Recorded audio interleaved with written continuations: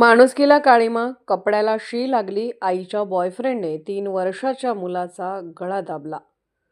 सोलापूरमध्ये माणुसकीला काळिमा फासणारी घटना उघडकीस आली आहे. कपड्याला 3 वर्षाच्या मुलाची शी लागली, त्यामुळे मुलाच्या आईच्या कथित प्रियकराने खून केला. या घटनेनंतर सोलापूरमध्ये एकच खळबळ उडाली. सोलापुरातील MIDC परिसरातील कोंडानगर भागात ही खळबळजनक घटना घडली. मौलाली उर्फ अकबर अब्दुल रजाक मुल्ला याला अटक करण्यात आली असून चौकशी करण्यात येत आहे. अकबर अब्दुल रजाक मुल्ला हा 3 वर्षाच्या फरानसोबत झोपला होता. त्यावेळी त्या चिमुकल्याची शी कपड्याला लागली, त्यामुळे रजाकचा पारा चढला. त्याने संतापाच्या भरात फरानला मारहाण केली आणि गळा दाबून जीव घेतला. पोस्टमार्टमच्या माध्यमातून ही धक्कादायक बाब समोर आली. कथित प्रियकर मौलाली उर्फ अकबर अब्दुल रजाक मुल्ला याच्या विरोधात पोलीस ठाण्यात गुन्हा दाखल करून अटक करण्यात आली.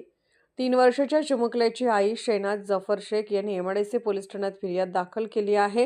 कथित प्रियकर मौलाली आणि शैनाज हे गेल्या काही महिन्यांपासून सोलापुरात वास्तव्यास होते. हे मूळचे कर्नाटक राज्यातील विजयपूर येथील आहेत. शैनाजला 4 मुलं होती. शैनाज ही धुणेभांडी, तर कथित प्रियकर मौलाली हा बिगारी कामगार म्हणून काम करत होता. मौलाली उर्फ अकबर हा 11 डिसेंबर रोजी दारू पिऊन येऊन घरी झोपला होता. त्याच्या शेजारी 3 वर्षाचा फरान झोपला होता. झोपेत फरानची शी आरोपीला लागली. आरोपीने 3 वर्षीय फरानचा खून केला. शैनाज घरी आल्यानंतर फरान खाली पडल्याचं मौलाली उर्फ अकबर याने सांगितलं.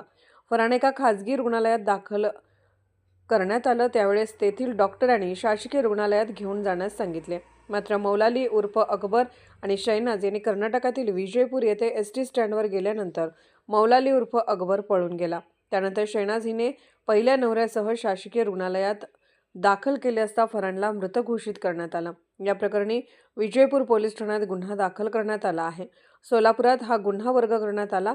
त्यानंतर विजयपूर येथील शासकीय रुग्णालयाने सदरचा मृत्यू गळा दाबून झाल्याचा अहवाल देण्यात आला.